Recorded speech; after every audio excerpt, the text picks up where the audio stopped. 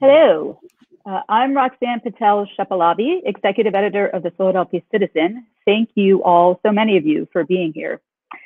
For those of you who don't know the Citizen, we are the only local nonprofit, civic-minded media outlet that combines solutions to problems and community events with calls to action as a way to jumpstart good citizenship in the city of Philadelphia.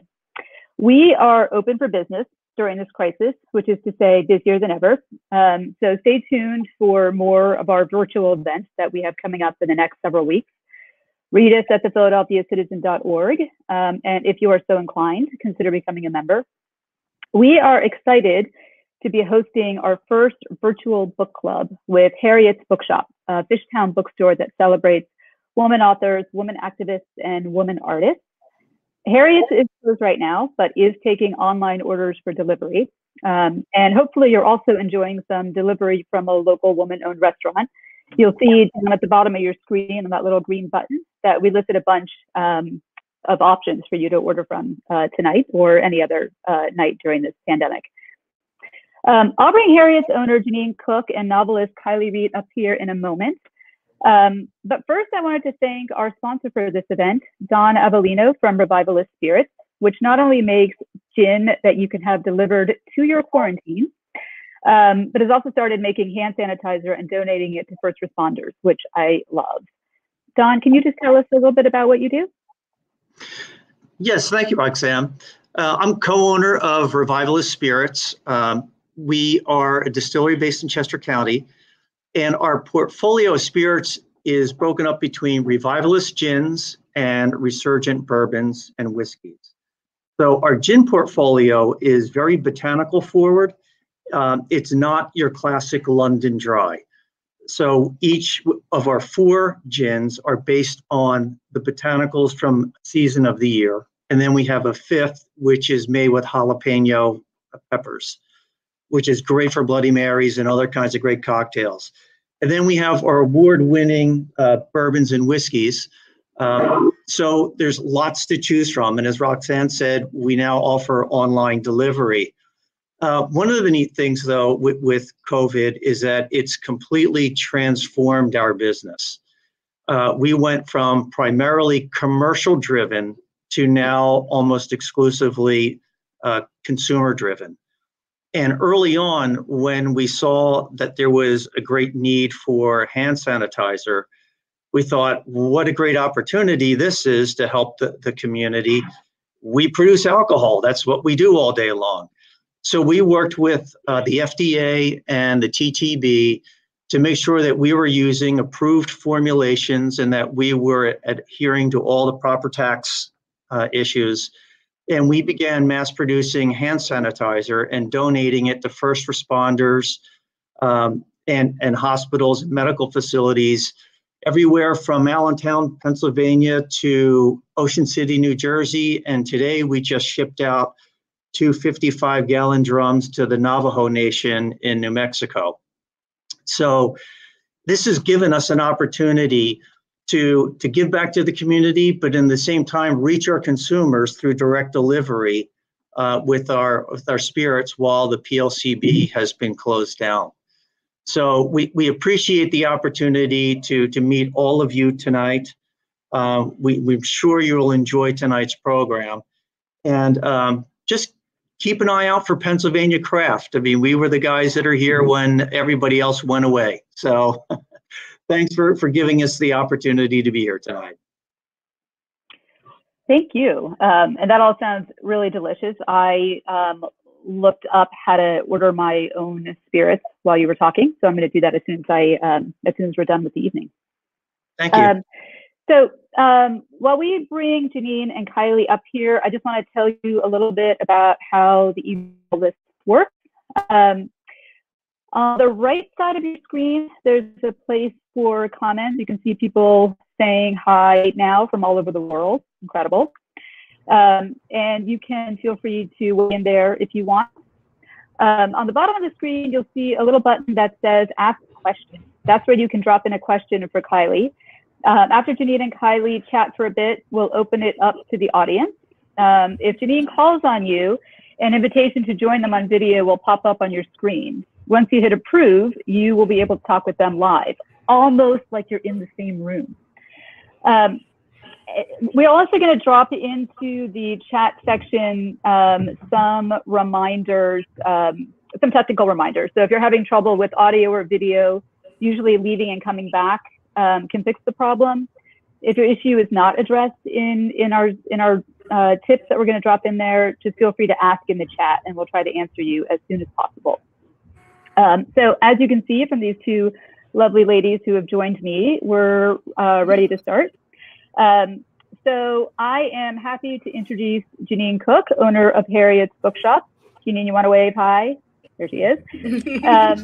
And Philadelphia novelist Kiley Reid, who is a recent graduate of the Iowa Writers Workshop, where she was a recipient of the Truman Capote Fellowship. She lives here in Philly, and Such a Fun Age is her first novel. So let's welcome them all, both of them. Thank you so much. Imagine claps from around the world, and I'll let you guys take it from here. Thank you. Thank you so much. Yeah, thank you, Roxanne. Thank you, Philadelphia Citizen. Kiley, thank you for being here with us. Absolutely. I'm so happy to chat with you. Ways to make this happen. We're doing it, yes. Yeah, we're finally here. So just a little bit before we even get started, how did you end up in Fishtown? I had come here to do research for the novel probably 3 years ago, and I ended up staying in Fishtown. And you know, when you visit a new place and that one place is like your safe haven, I was like, I know this place. Yeah. I know where Jefe's Tacos are. That will be fine. And so that is where I will go. And so when I came back, I looked for an apartment here, and yeah, now I'm here. Nice. I don't know if I'll be here for a long time. I really love West Philly, but Fishtown has a really special place in my heart. Yeah, for me too. We so Harriett's Bookshop, as some people may not know, is located here in Fishtown, and we just ended up here because no one else would let us open anywhere else. So it has a special place in our heart too, for seeing what some people couldn't see, you know? Yes. I think it's a really great introduction to like a new part of your like Philly world a bit. So yeah, it's a great place. Yeah, I mean, and so the background for some people who might not know just a little bit about Fishtown, it's been historically has like a racial tension kind of issue, which is so funny because here I am interviewing you. Here I am in Fishtown interviewing you, a Black woman in Fishtown. And so I think it says something about the age that we're in. So would you mind saying just a little bit about what you think about the age that we're kind of experiencing right now in the world and how we're both able to be here thriving somehow? It's an interesting thing because on one end, I'm thrilled that, you know, people are drawn to a story about a young Black woman who's just trying to make it work in Philadelphia. And on the other end, I think of all of the help I had along the way. And it becomes very obvious to me that I would not be here if I did not have so much help that so many people did not have, especially when it comes to domestic workers, which I'm sure we'll talk about more. One thing that's been wonderful since moving to Philly is getting more involved and learning about the Domestic Workers Bill of Rights, which is coming out on May 1st. That was just passed in October. And I think that's a big sign of the age that we're in right now, especially now of realizing the people who clean your house, take care of your kids are essential. And so maybe we should start treating them that way. Yeah, shouts to Helen Gim and all of the folks down at City Council who've been making that a reality for folks in our city. And just so you can give us a little bit about like where do we land now for folks who haven't got there. Some people were ordering the books profusely from us yesterday.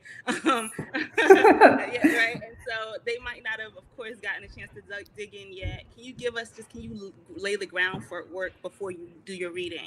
Absolutely. So my novel starts on a Saturday night in September in 2015.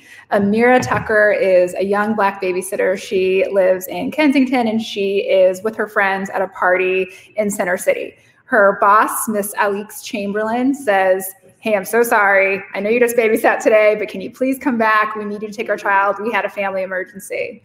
And so Amira takes 3-year-old Briar to a high-end grocery store. They're having a good time. They're dancing until a security guard and a customer accuse her of kidnapping the child. So she is obviously humiliated. Alix Chamberlain is really terrified that this thing happened to her sitter while, you know, she was watching her child, and she really tries to make that wrong right, but it turns into a bit of a comedy of good intentions after that. I love taking really big socioeconomic problems and whittling them down to the most petty, domestic, messy, choreographed train wrecks. Yeah, that's my goal. Yeah. Excellent work there. It's a crazy train wreck, and it never lets up. It just keeps like faster. I'm like, oh my goodness, you know. Yes, I love the mess. Yes. Before you start your reading, could you tell us why it's called Such a Fun Age? Well, it was such a perfect question that you asked about the age that we're in. Yeah. I feel like this book was based in 2015 very purposefully. I think sometimes it can be a bit romantic to say, oh, everything was so good, you know, in the early 2000s. Exactly. Thank you. And I think it's really important to remember that that's, you know, the Black Lives Matter movement came out of like 2008 or 9. And I think it's important to remember all those things. But also, this is a book about people. I always start with characters, and all of the characters should be having a lot of fun where they're at, but they're struggling a bit. And also, I was a nanny for 6 years, and it was something I heard all the time. You know, oh, how old is she? 17 months. Oh, such a fun age. It's kind of like, how's the weather? You know what I mean? Yeah. So, yeah, I'm happy to read if you're ready for it. I'm ready for it. Okay. I don't love when authors give this big thing before they read, so I'm just going to drop you in. Okay. Yeah, I also do not like that. Oh my God, thank you. I'm like, just read. Okay.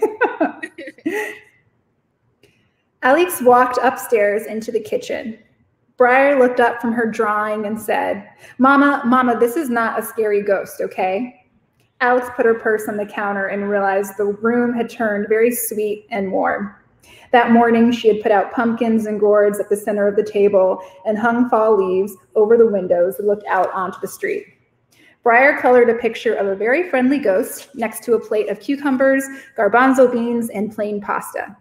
On the fridge were new art projects, a googly-eyed witch made out of felt, and a purple paper that read, Boo.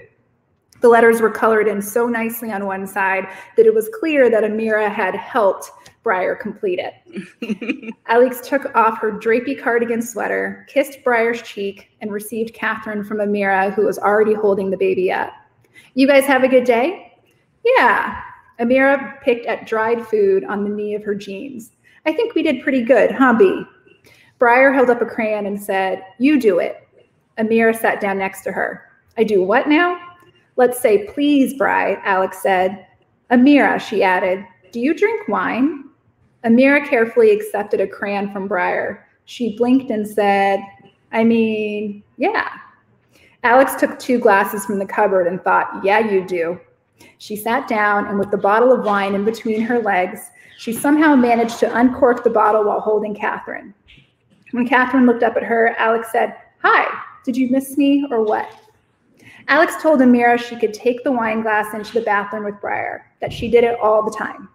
She hadn't eaten since lunch, and as she sipped her wine glass, cleaned up toys from the kitchen table, and listened to Amira give Briar a quick bath, she sensed those lax and wonderful feelings of decorum leaving her body.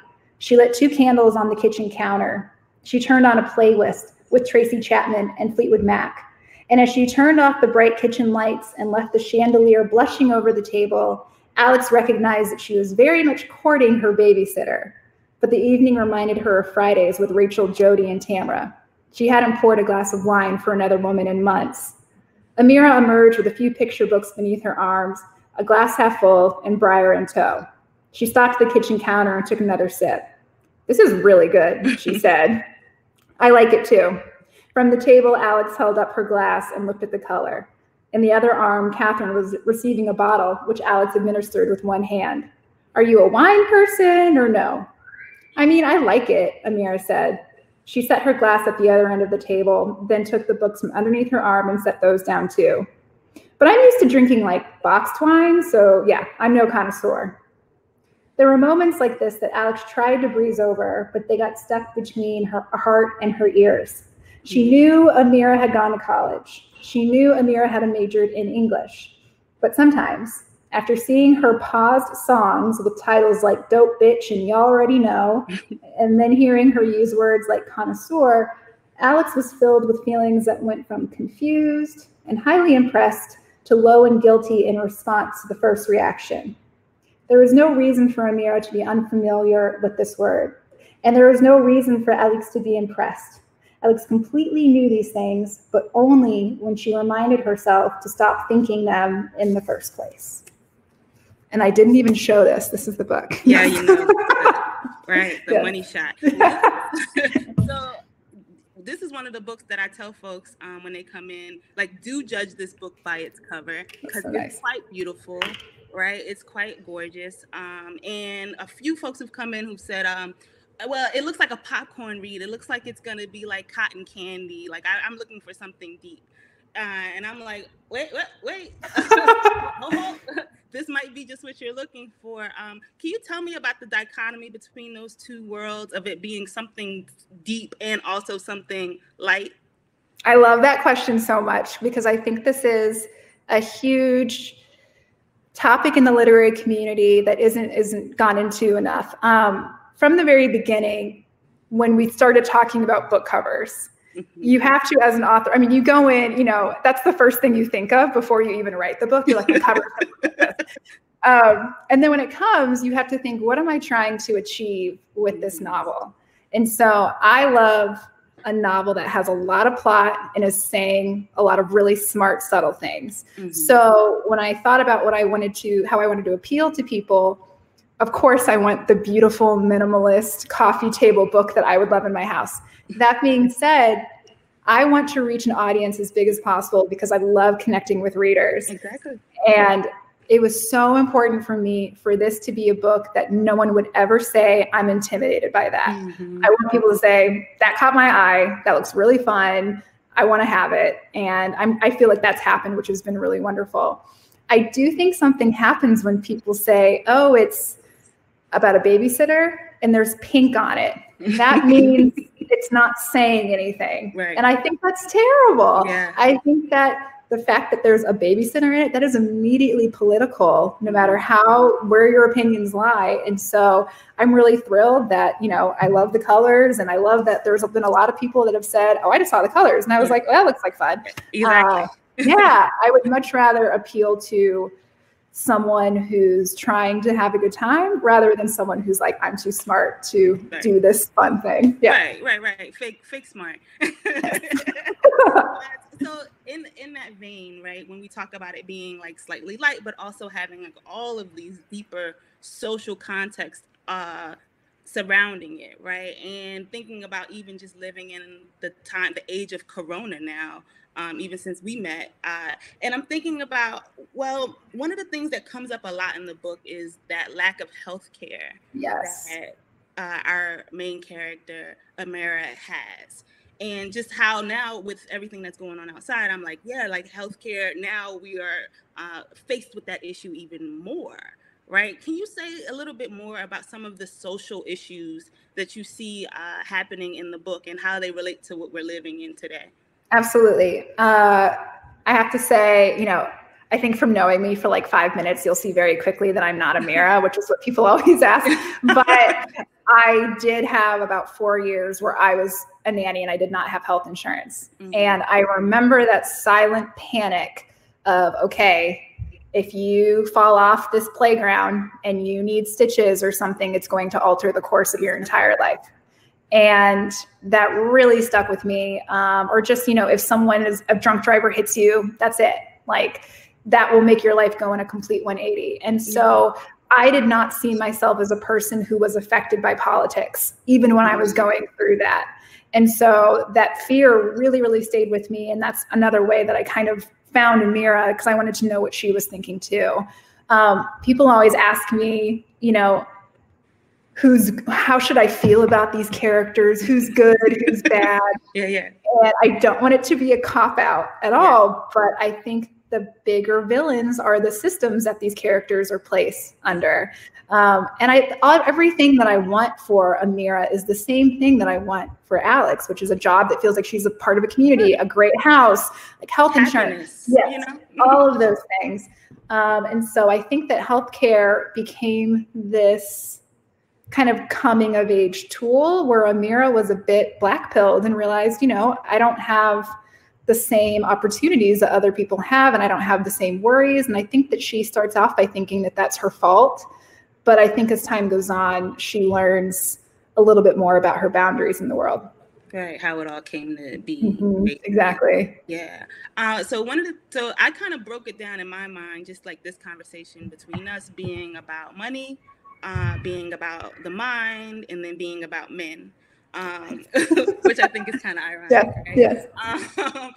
So in terms of money, right, it's something that's just central to the book.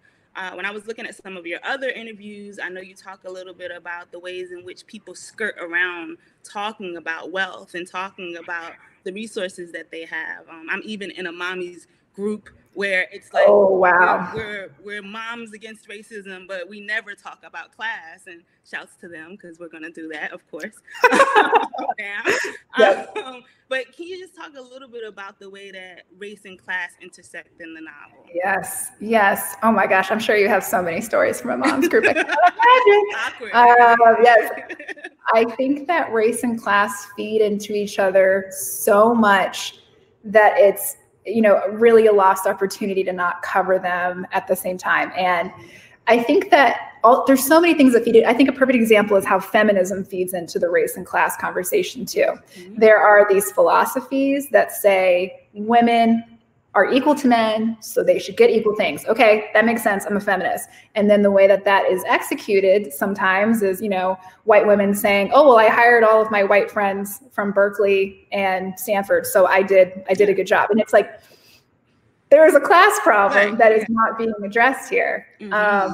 I remember when I was a receptionist, I would watch certain people come in for interviews and I could overhear them.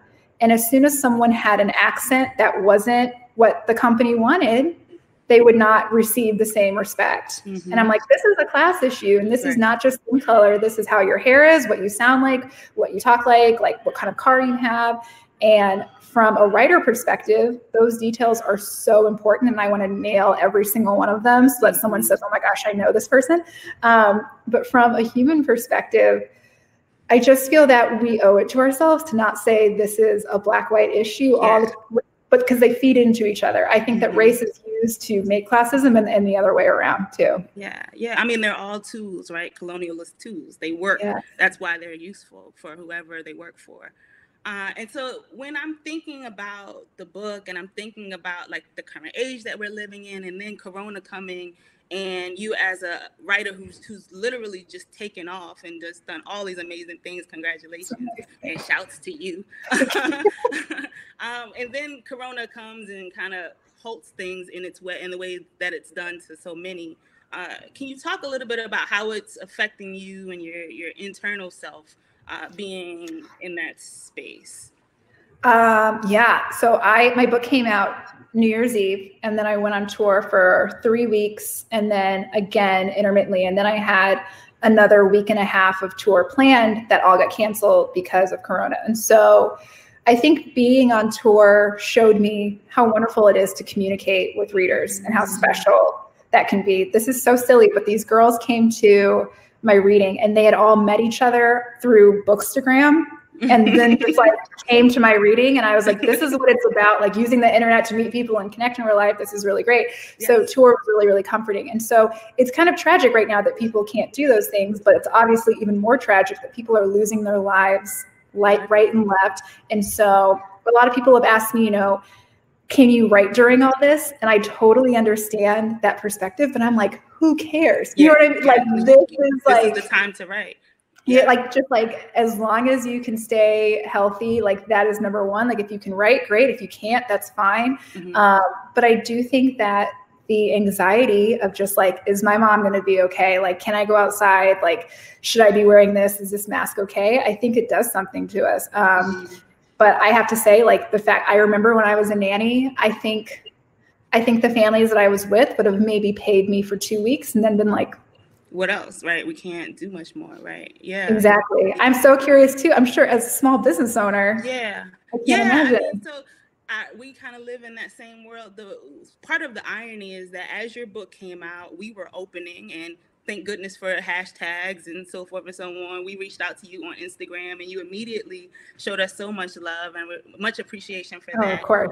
But your book has possibly been how we've been able to stay around, and I don't want to like, but it's true, right? Like, it's something that, you know, it's been really important to me to create a sense of community here in Fishtown, to be a part of a community, and to help expand what people's ideas of community might look like. And so, you know, Such a Fun Age has been central to that mission. Amazing. And then for it to have Briar in it, and so it introduces a child into that environment, and it gives us something else to talk about. There's been quite a few people who've come in like, this book has me confused, and that's good, right? Like, it gives us, you know, it's got us having great conversations. So, yeah.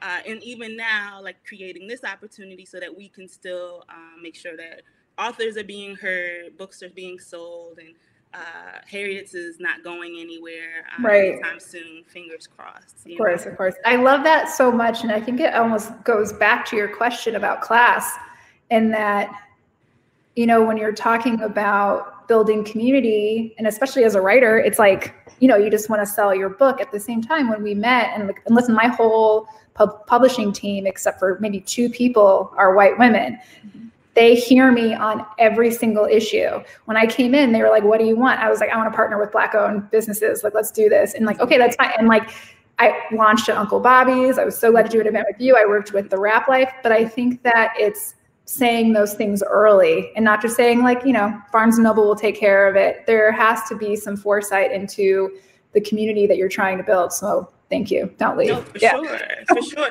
I mean, and I think that, you know, no greater tool than a book like yours, where it is hitting those issues face on without like being preachy or dogmatic or overwhelming for people. So it gives us all these different intersections and ways to get in there. Yeah. And so my next question was about, I'm going off in my own little words. Oh, you're fine. Okay, so we talked a little bit about money, and there's 13 more questions that people are sending in, so that's good. Oh, great. Okay. This will be my last one, and then we'll start to go through the ones that people have sent over. So men, it's a really interesting, role that men play in this book, and I'm thinking specifically about the 2 men that I think are central. The first conflict is a result of Alex's husband, right? And I don't hear, when I'm talking to people about the book, when I'm listening to conversations, etc., over listening sometimes, I don't hear folks talk about these 2 men in the role that they play and some of the chaos that's been created, and also some, you know, just, so can we talk just a little bit about, I mean, yeah. This is actually my husband's favorite thing to talk about, because Peter says something that is so revealing in the second chapter, and then it's kind of forgotten brushed over a little bit. And I think that certain characters, you can use negative space to show how much chaos they cause too. And so I think that sometimes I get a little bit protective over Alix in this, because she is all by herself. Like, there was no conversation that was like, hey, who's going to do babysitting? Who's going to pay them? It's just like, this is on you.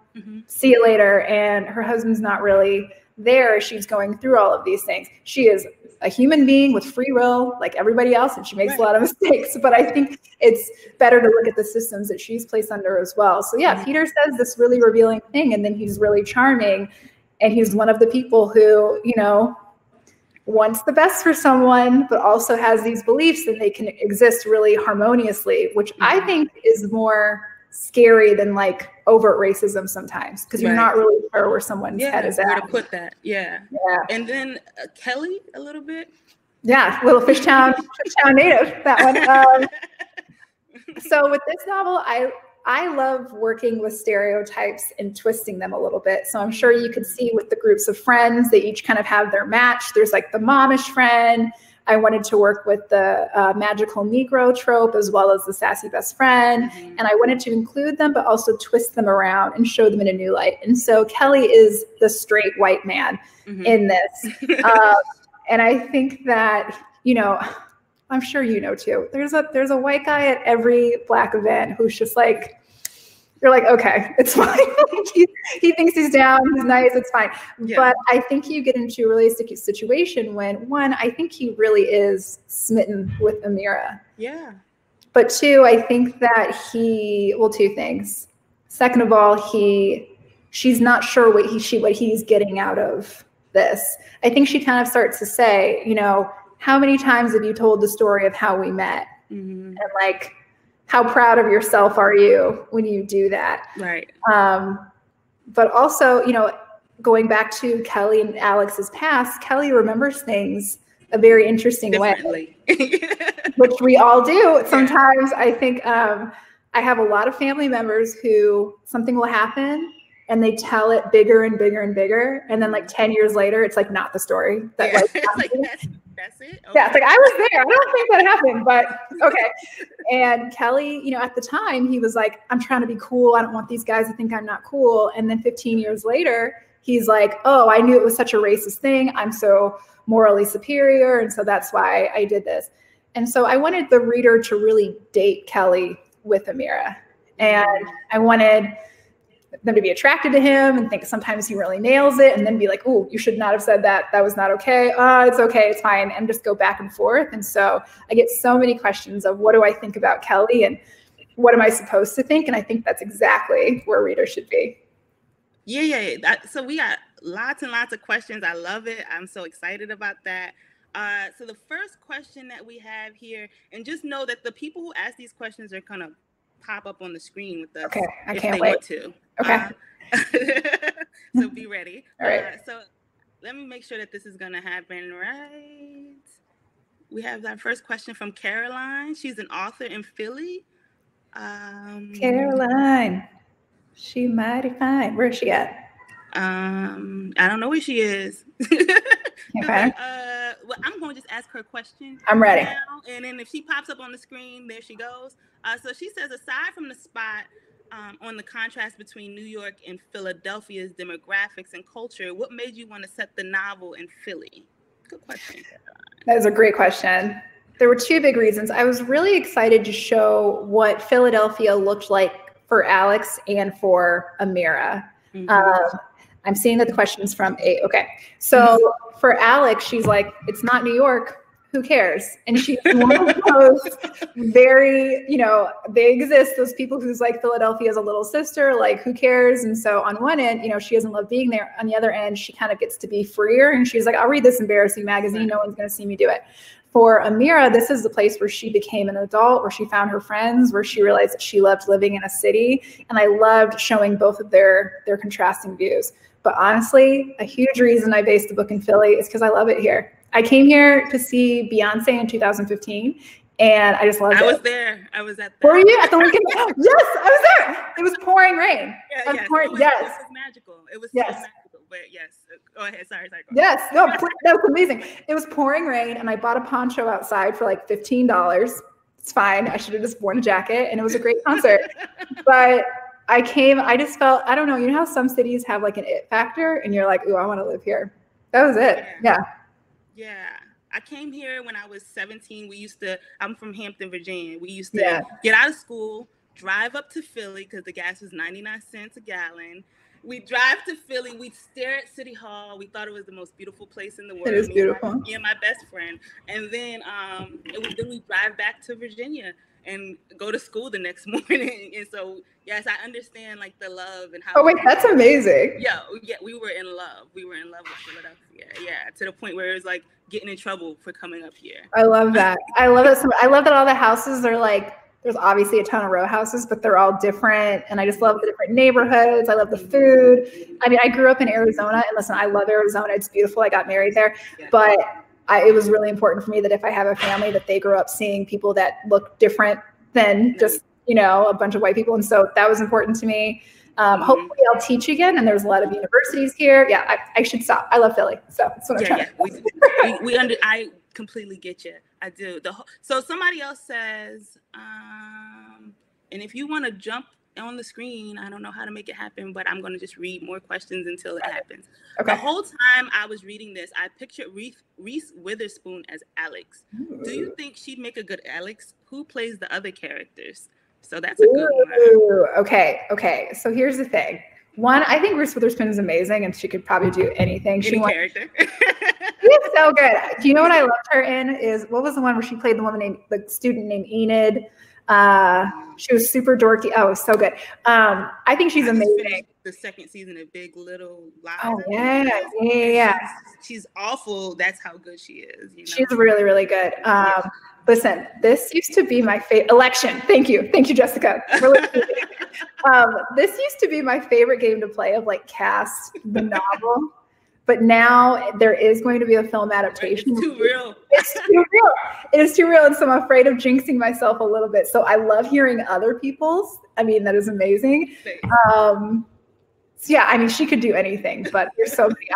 I have to say, when we were like going through, it's crazy because there are so many white actors that age. And it's like, which one of these like 80 people do you want to be Alex? And for Amira, it was like, here you go. Yeah, so that's definitely where I'm putting my focus as we make the adaptation. So, yeah. Yeah. Wow. So congratulations on that. Thank you. That's amazing. And then a similar thing happened when we were committed to making sure that tonight folks, decided to shop at or order food from woman-owned restaurants. And as I was going through the process and trying to find the ones in Fishtown, so few. And I was just like, this is scary to me. So there's a whole, once Corona does its thing, there's a whole much more work for us to do, even as we've like been so liberated. I agree. It's hard because some days I'm like so grateful to have that opportunity. And on other days when I see other authors, I'm like, you're not doing half the work that like, like no one made sure in your meeting that it was like getting into the right hands and things like that. So yeah, I am. Should I answer this one on the side about who's directing and producing? We don't know yet. We don't know. Well, I know who's producing. I'm Lena Waithe's company, Hillman Grad, optioned it, and they're working with another production company called Sight Unseen, and they're wonderful. And so I don't know any of the other things, but yes, Lena Waithe, yeah. Not yet, but we'll get there. So one of the questions are moving as on top of everything else, because people are voting them. What was it like for you writing a white woman's character? Did you have to do any quote unquote research to shape her experience and perspective? That's a great question. Can you talk a little bit about dialogue in that question? Oh yeah. Yes, yeah. Okay. I was a nanny for 6 years, once for a family for 4 years, and then the other one for a year, and then I babysat for maybe 50 different families on and off because people know each other. And then I worked at a place called the Craft Studio in New York City, which does birthday parties. And so I would do like 7-8 birthday parties for kids a week. And so it was a lot. But I went to school for theater originally. I've always been interested in the rhythm of how people talk, how people change their voices, and how, they use certain voices with one person and certain voices with another person. And so I feel like with Alex, I think a huge part of a lot of Black people's experiences is being in white spaces as you as a person. Yeah. So for this novel, I definitely had a lot of experience to look back on, and I had voices in my head of how they would tell me to do something or how they would compliment something that I had and say that they had it too. But there was a lot of trial and error, and I always do a ton of research. I interviewed a lot of moms for this one, and I just like random people, like anyone who had a job or was in a place. I went there, I called people and wrote down exactly how they talk. In a lot of scenes, I write the dialogue first, and then I fill it in. Yeah, because dialogue is so important. Yeah.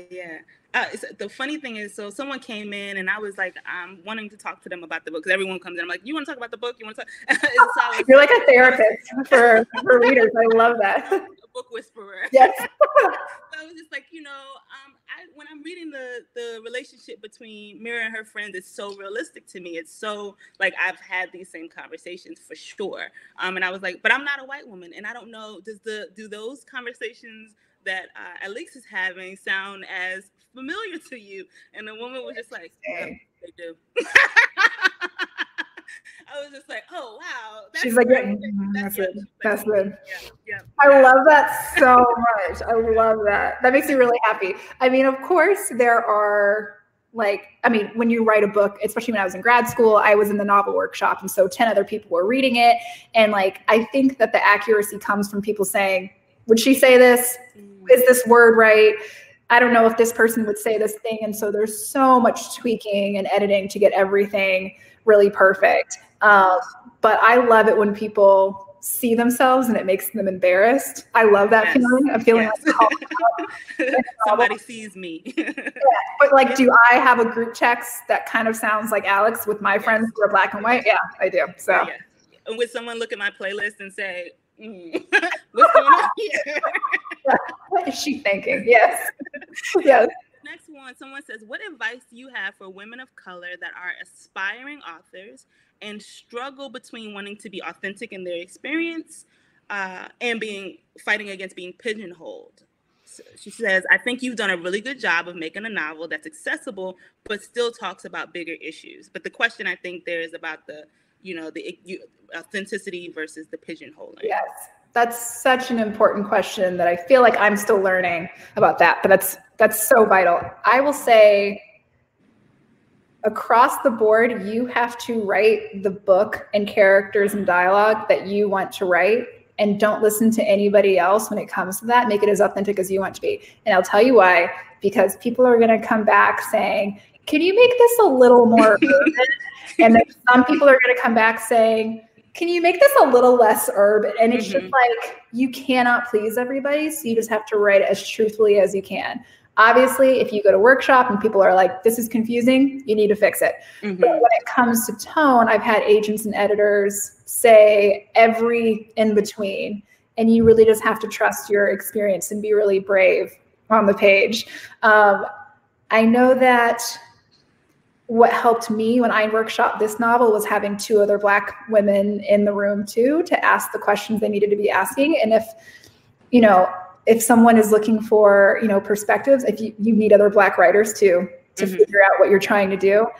I also think that getting people on your time, Black people on your team, Black or white, is the most important thing, and have it be something that you talk about in the beginning.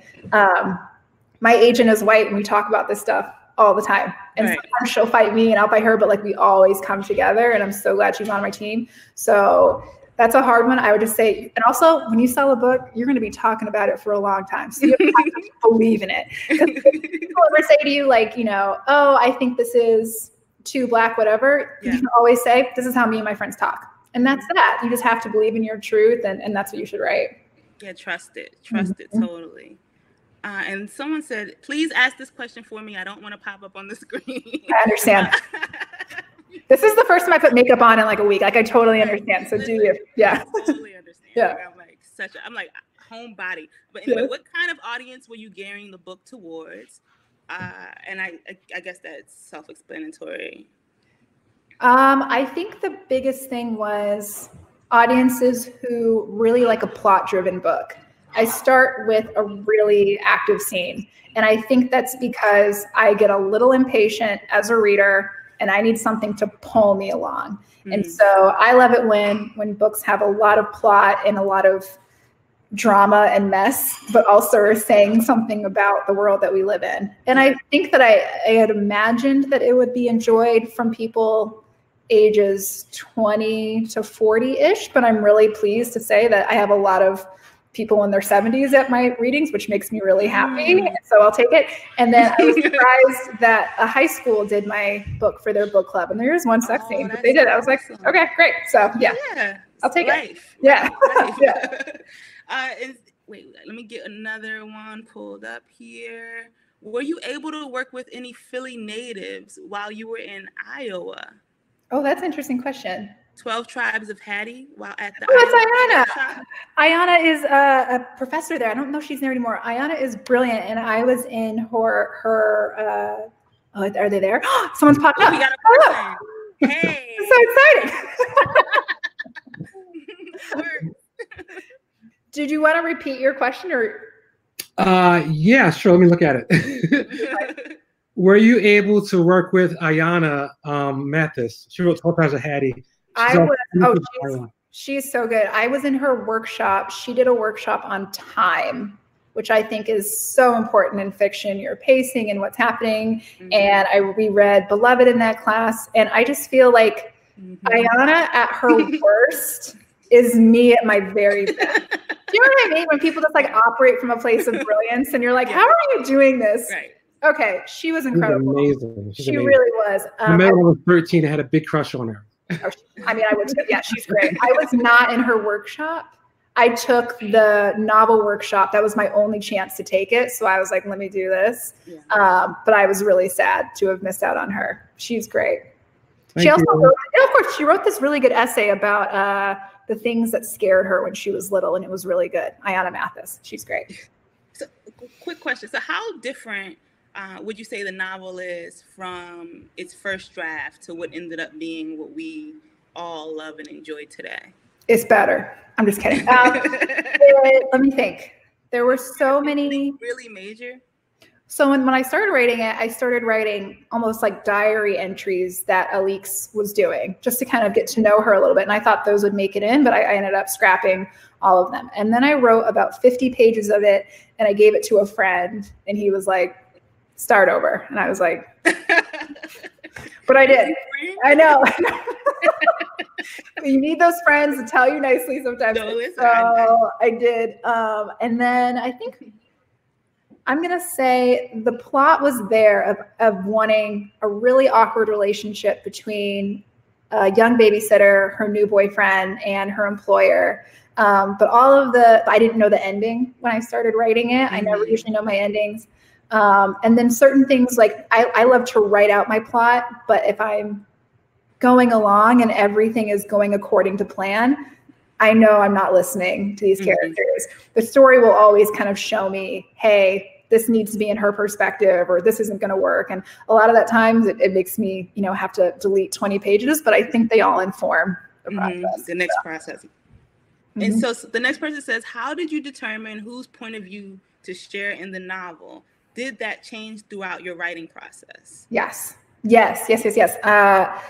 I think that goes along with what we were just talking about, the order. It sounds silly, but it's just like, who's having the most interesting experience in the scene? I think one of my old mentors said, when you start reading something, you should immediately know, who do I care about? What's their problem? Why is their problem interesting? And so I definitely changed the point of view around based on who I thought we needed to, like in Thanksgiving when we're changing a lot. Fun fact, insider baseball, for a second, I thought we were going to do the Thanksgiving scene from Kelly's perspective. And then I was like, no, get him out. So I switched it completely. But then I think a best example is there's a scene towards the end of the novel, no spoilers, where Amira is talking to Alex. And I had always pictured that scene happening in the Chamberlain house. And when I got to it, after planning to get there, trying for like a year and a half, I suddenly said, Amira would never leave her apartment in this situation. Oh, wow. I got to bring Alex to her. So delete, redo it. But then I got to write about Amira's apartment from Alex's perspective. And I thought that was a stronger scene. Yeah. That gave us some life. Yeah, I can't even imagine the Thanksgiving scene from Kelly's perspective. Not at all. I don't know. Yeah. All in the mess. So someone says, what other books or authors would you recommend for readers who really love such a fun age? Ooh, that's a good one. Okay. I have my books. Oh my gosh, should I get them right now? Go ahead, yeah. What about your headphones? I will. I'm gonna be careful. Yeah, okay.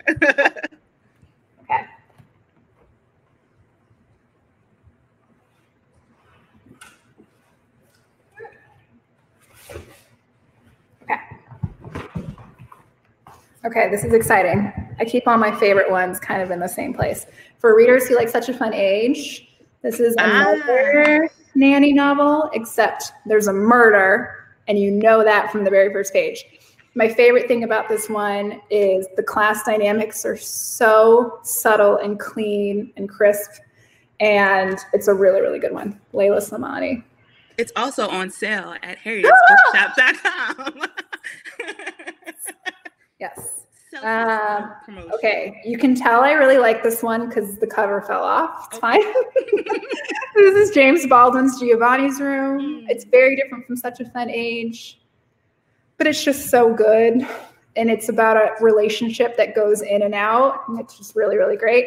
I will say I love this book called Special Topics in Calamity Physics. That's a long one, by Marisha Pessel. I can even type it if you want. I love when, did I do it? Yes. Yes. I love when authors use different modes of storytelling, and she makes up diary entries, encyclopedia entries, songs, illustrations. It's really, really good. And then a shorter one. These are, okay, I'm realizing that like the books that I love are not like Such a Fun Age, but I promise they're really good. Yeah, I'm still putting you on the right path. I know. This one's really good. 99 Stories of God by Joy Williams. They're really short. They're about a page each. They're beautiful. I've never had a short story make me cry before. This one. They're really good. Yeah, I'll say those. All right. Y'all, I hope y'all wrote those down. I know. So the next one, and I'm gonna see what I can do to get. I don't have that last one in the bookshop, but I'll work on it. Oh, it's a good one. Yeah. Yeah. So someone says the character of Tamara was so super fascinating. Did you intend her to be helpful but rude to Amira, or were you trying to make a statement about what happens when you're the one Black friend in a group of white people? Ooh. Okay. Well, first of all, Tamara is my favorite character to talk about because I was so intrigued by what code switching would look like on the page, and it was a really welcome challenge. Tamara is familiar to me. I've met women like her, like, you know, my mom's, you know, friends or whoever it may be, where I think that it's so possible for someone to be so giving and helpful and still be really condescending and not very nice. What happens a lot, I think, in the Black community is some people who take a certain route and receive a lot of success and capital off of that see other Black people being okay where they are, and they suddenly think, you're holding us back. Yeah. And just can't fathom it. Right. They have this whole different view of like, oh no, we have to, I want more for me and my family, so I need you to want more for you as well. Amira is not hurting anybody. She's going to work. She's just doing her thing and just trying to get health insurance. But her life is still, you know, she has like this aggressive anti-careerism, and it seems like an affront to Tamara. And so I was so excited to put Tamara in the same room as Amira and watch her very principled self go like, girl, come here, and like try to do this thing that like makes me really cringe. But I think, it's really, I find code switching to be so interesting when it's like Black folks that are now trying to speak more quote unquote Black. It's just, I think that's the funniest one to watch. I think you're right. I think that's true. It's funny. When I hear some of my Black friends and I'm like, we grew up in Tucson. Like, what are we doing? Yeah. Like, yes. Right. Yes. I have respect for what you're trying to do right now. Right. And that kind of goes back to your other question too about like, you know, this is a book about Black people in white spaces. And it doesn't mean that you're any less Black, Tamara. Like you don't have to like, you know, prove your authenticity to connect with someone. And so, And I mean, just to see how it happens on so many levels where we're trying to prove ourselves by being a little bit different than what we would normally be. It's just like, well, then how are you proving yourself? Right. And I think that goes into the feminism thing too, is Tamara's like, oh, you should go natural. Why wouldn't you go natural? And it's like, I think equality means you can wear your hair however you want to wear it. How about that? Can we fathom it? Yes. And so someone says, can you talk more about Amira? Where did she come from? How did she arrive in your mind and on the page? I think that's always an interesting question when people ask you, like, where did that come from? It's just like, but go ahead. I think that I was drawn to Amira when I was working as a nanny, and when I worked at Godiva Chocolate for like 3 years. And people would always say, oh, but what do you really want to do? What do you really want to do? And I just kept thinking, but what if this was it? I like this job. I'm doing good work here. It's hard some days. Like, what if this? So I think that I wanted to I was really drawn to someone who really was content in what they were doing and would just wish everyone would leave them alone and she could just find healthcare. But I was also really intrigued by someone like Amira, who is a bit slow to respond and really has to think things through. There's a documentary called The Sound and the Fury, which is really great, which focuses on a deaf community in Maryland. And I thought it was fascinating. So I did not base her hometown in that same hometown, but it was just an inspiration. And so I wanted to create a family that uses their hands, that's middle class, and also isn't, you know, like me, which is up in a lot of people's faces. Amira really takes her time. I think that's where she came from. Yeah. Mm. And then can you say a little bit about how she, like, which in real life would Amira be somebody who you'd be hanging out with? Like, what's your relationship with her? I think Amira's way cooler than I am. And what's funny, because when I started writing it, I was much closer to her age. And now I'll be Alex's age this summer. Nice. So I would like to think that Amira and I would definitely, when I was still nannying, would definitely meet up and then maybe go get a drink sometime.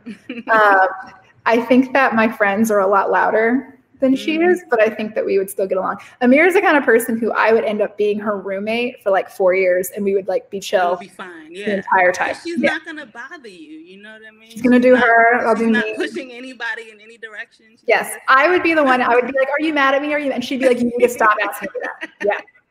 And someone's asking, can you talk more about the process of writing the book? Did you have a self-imposed schedule? How did you push past writer's block? How did you approach your research, which I know you said a little bit of before, right. That's a great question. Yeah. When I started, so I was in New York City and I was working as a receptionist, and I applied to grad school and I did not get in anywhere, and I was devastated. And then my husband had a job opportunity in Arkansas, and I thought, let me just go there, get a job at a coffee shop and just write and try it again. So when I was there, I would write in the morning, Monday through Friday, from 9 to about 1 or so. And some of those days was just me sitting there trying not to look at my phone. It was really painful. And then other days I would get some stuff out. And so I love having like a daily schedule, and I kind of like reserving Saturday to just like do laundry and kind of chill out or whatever. When I went to Iowa, that's when I had more time to write all day. And so towards the end of this novel, it was just all day, every day. But it sounds like a lot, but that is the exciting part, when you have a body of work and you can just spend 8 hours a day doing it. Yeah. So it was that for about 2 months, and my husband would like put little bowls of soup by my door and knock. It was very sweet. So I think it just depended on the season a little bit. I know you write too. What's your writing schedule look like? Oh my gosh, it's a mess. I'm a mess. I'm a mess. No, I sometimes cannot sleep, which is a benefit to me, and also probably a problem. You know what I mean? So when I cannot sleep, I can most likely get some writing done. I write really well when I'm angry, which is something I've been like trying to work through and figure out. Right. And so it's just like, how do you not need some sort of like emotional rush to get the work done? And so I feel like my therapist would say that's a really healthy way of dealing with anger. Wow. So I'm not a therapist. Is your therapist in Fishtown? Yeah. She's close. Yeah, she's great. That's amazing. Yeah. Wait. And I'm still learning. I'm in Drexel's MFA program right now. That's amazing. So I'm still really, and I'm in like the first beginning of it. So still learning, right? And then, you know, folks asked me to turn in a story. I turned in a script. They were like, you don't belong. Like, what are you doing? You know, so yeah, trying to learn. You said a story, so. Yeah, I'm not good with the rule thing yet. I love that. Someone said, would you say that there are any bad guys in this novel? It seemed you wanted to convey, wait, where'd my question go? Oh no, okay, seems that you wanted to convey that everyone is still with good intention. Would you agree? Okay. So anybody bad? Okay, this is such a hard one. I think people with good intentions can do a lot of harm. Yes. I think that a lot of white supremacy happens through good intentions. And even though they didn't think that that's what they were doing, it caused, harm to other people that's irreparable. I am working very hard with my therapist to not categorize people as good and bad. But the problem is that I think that when I spend too much energy calling someone bad, I think it takes away from the energy of judging the systems that person is placed under. Right. Alex, to me, is just a clear-cut victim of late capitalism, and that her job is taken away from her, and she's like, who am I? And there's a lot of people who have had the same thing happen, and they don't make the poor decisions that she makes. She is a person, she has free will, and she makes bad decisions sometimes. They make other poor decisions. Yeah, yeah, totally. All of us, yeah. But I think that, I know when I'm really angry with someone, looking at the systems that they're working under, or like the control that they're trying to create, to capture, that makes things like a lot more clear for me. But I also think that as a writer, I don't know if you're the same way too. I can't, as soon as I go in saying like, this is a mean girl, this is a bad guy, I kind of lose track of who that character is. I really want every character to have really good moments and really bad moments. And I always tell my students, give every single one of your characters a win. Like, show them complimenting someone, have them offer to drive someone to the airport, like show why they have friends if they have friends. Make them round, right? Yeah, yeah. And then I think that it says so much to, at least when I'm reading Such a Fun Age, it says so much to me about me, the characters who I assign as being bad, or the things that people do that I assign as being bad, right? Yes. Because then when I speak to someone else, they're like, wait, that, that's not the bad thing that she did. The bad thing was, and it was just like, well, I could see how somebody could go through somebody's phone. Right. You know what I mean? Or as an example. And it's like, so just thinking about this like whole notion of good and bad. Totally. How it keeps evolving, based on our social construct. Yes. So someone says, you focus, and I think this is our last question because we're right at an hour. Hey y'all, okay. You focus on the bond between, and I think this is a great one to end on actually, Amira and Briar, which really resonated with me. Why did you think that relationship was important? I think that this is going to sound so trite, but it's true. Life is so complicated, and there are relationships that you can only have under the umbrella of a lot of restrictions, but that doesn't mean that they aren't, really tender to you. There were many children that I just we were a unit, just like, Monday, Wednesday, Friday, whatever it is, it was like, that's my girl. And we just do our thing and we fight and we make up. And I just feel like they're part of the family. But when a relationship can only happen when there's an exchange of capital, there's a barrier between you and that person. You can be as close as can be, but if you can only see a person when someone's giving you money, there's no way that can't affect your relationship and who you guys end up being. I love really complicated relationships. I think maybe this is an example. When I worked at the craft studio, doing all those birthday parties, I was working with friends. I loved it. I loved my boss. It was all great. And when I left, I'd worked there for 3 years. I was so sad. I was ready to move on. But when I'm 32, I can't go back now. It's not going to be the same experience. It's just, I'm not going to be with, 23-year-olds and having the same experience. And so my favorite thing to read is funny sad. So I wanted Briar and Amira to have a lot of fun, but I wanted it to be a little bit heartbreaking because I think that's how life can be. And I mean, in a lot of ways, it's an old story. And that Black women have been taking care of white children for a really long time. And times have changed, but the tenderness that those relationships can have hasn't changed. And also the complexity. Yes, exactly. Yeah. So I'm glad that stuck out. Yeah. So thank you so much. I think everybody who joined us, much appreciation to all of you. Yes. Shouts to Fishtown for having us as close as we're going to get during this social distancing moment. Thank you to the Philadelphia Citizen and to Revivalist for sponsoring the event. Kiley, do you want to have just one ending comment before we close everything out? Oh my gosh, thank you so much for everything. I need to know what's in those boxes on Frankfurt. If anyone knows, please tell me immediately. You know what I'm talking about? Do you want to know? I know. This has been amazing. And if you're going to be buying books during this Corona period, please do it from independent booksellers, because that's where the heart is. Yeah. Thank you so much. Thank y'all. All right.